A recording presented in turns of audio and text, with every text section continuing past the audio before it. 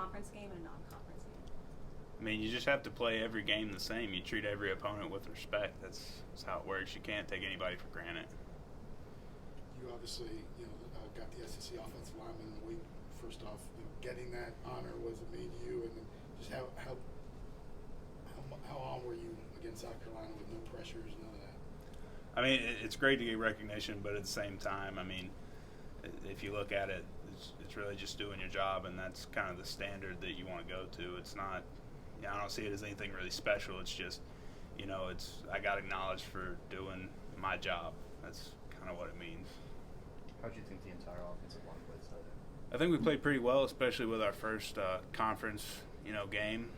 We have some things we need to work on, of course, but I think overall we're making steady improvement, and that's really what it's about. It's getting better each week.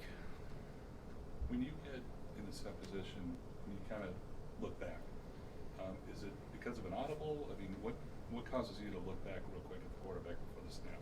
All right, so that's called a guard tap, and so what we do is when we go into mainly away games, whenever crowd noise is really loud, sometimes you can't hear a clap. So I turn around, Tua gives me a signal, I tell the center to snap the ball. So that's all it is. You'll see me look back, I'll go over, I'll hit CO, come back, get set, and then we snap the ball. Is that the same thing as when you're saying when pressures are coming, where they're coming from, when you tap your hip? No, we have all kinds of different stuff. That's inside football there. Yeah. As a lineman, do you like the slant passes, the quick passes, they get the ball away? Does it kind of alleviate some pressure from you guys from blocking up front? I assume you're referring to a lot of the RPOs we ran. Sure, yeah. So I mean, it's nice for us. Really, we just block whatever play's called. If Tua has a choice to throw it or keep it, depending on what he sees, and if he feels like he wants to throw it, that's what he's going to do. And it worked out pretty well this weekend, I'd say. I think it was maybe last week or the week before, one of the commentators on TV made the point, y'all don't go beyond 3 yards. Obviously, there's that window with the RPOs that the lineman can't. Is there a science to that? Is there an understanding? I mean, obviously, when you're on the field, you can't always look for where your 3 yards are. So how do you know that, and how are you able to kind of keep that in the back of your head? I mean, it's one of those things that it's timed up pretty well. So with the RPO, it's coming out quick. So by the time that we kind of get to our assignments and start working to the second level, the ball should be out. Saw you release several times on screens to go out there and be a lead blocker. How do you read who you're supposed to block in that situation?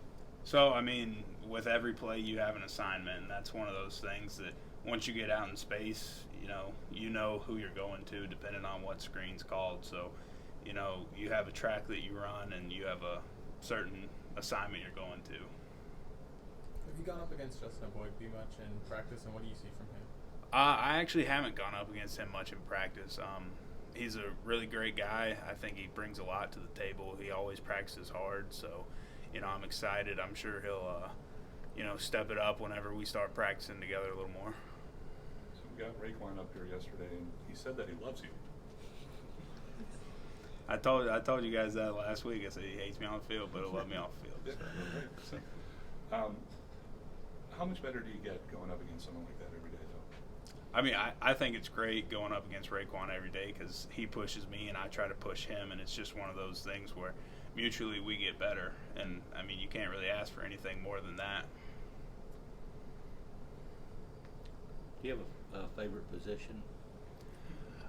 I really don't. I mean, I'm happy to play, really, if it's anywhere.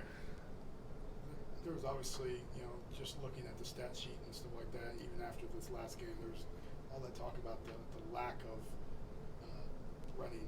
Obviously the RPOs played a factor in that, but as an offensive line, do you have kind of how much pride do you kind of take in that wanting that number to be a certain level? I mean, we obviously want the rushing yards to be better, but at the same time, coaches have a game plan, and if they find something that works and they've explained it to the running backs and quarterbacks, the game plan for this week and how we want to go about things, at the end of the day, we're going to do what we need to do to win.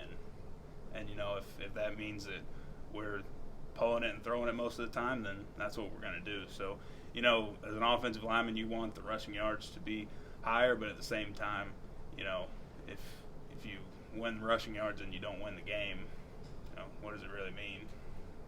As an offensive lineman, it's a little bit more fun to have that running attack, to kind of maul and drive down the field like that, or does it matter? It is fun, especially when you get into longer drives. Obviously you can kind of see defenses start to get a little more tired, and it just becomes kind of fun after that.